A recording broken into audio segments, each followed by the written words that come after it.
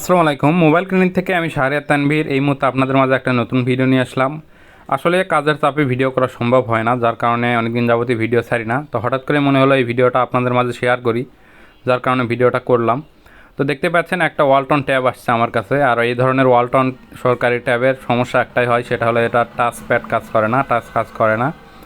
তো প্রথমে আমি ডিসপ্লে থেকে টাচটা কেটে আলাদা করে নিচ্ছি। তো সেপারেট করা আমার প্রায় কমপ্লিট। দেখুন এই যে আলাদা হয়ে গেছে। এখন আমাকে ডিসপ্লেটা পরিষ্কার করে নিতে হবে। পরিষ্কার করার পর এখানে নতুন আরেকটা টাচ আমি লাগাবো। তো খুব সুন্দরভাবে ডিসপ্লেটা মুছে নিচ্ছি। মুছে নিয়ে নতুন টাচটা উপরে দিয়ে টাচের যে কানেক্টর আছে সেই কানেক্টরটা লাগিয়ে এখানে একটা মেডিকেল টেপ দিয়ে দেবো। মেডিকেল টেপ দেওয়ার একটাই কারণ, সেটা যেন বডি না হয়ে যায়। তারপরে ফ্রেমের চারপাশে খুব সুন্দরভাবে আঠা দিয়ে দিচ্ছি।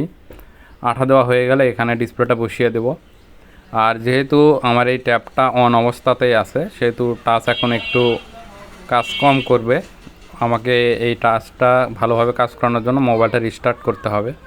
তো এই যে দেখুন আমি ফোর্সলি রিস্টার্ট করে দিলাম। মোবাইলটা বন্ধ হয়ে চালু হয়ে গেলে সব কিছু ঠিকঠাক কাজ করবে।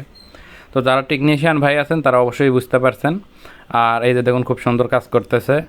যাদের কাছে এই ধরনের ওয়ালটনের ট্যাব আছে, বাসায় ফাইলে রাখছেন যে টাচ কাজ করে না, তারা মোবাইল ক্লিনিকে নিয়ে আসতে পারেন।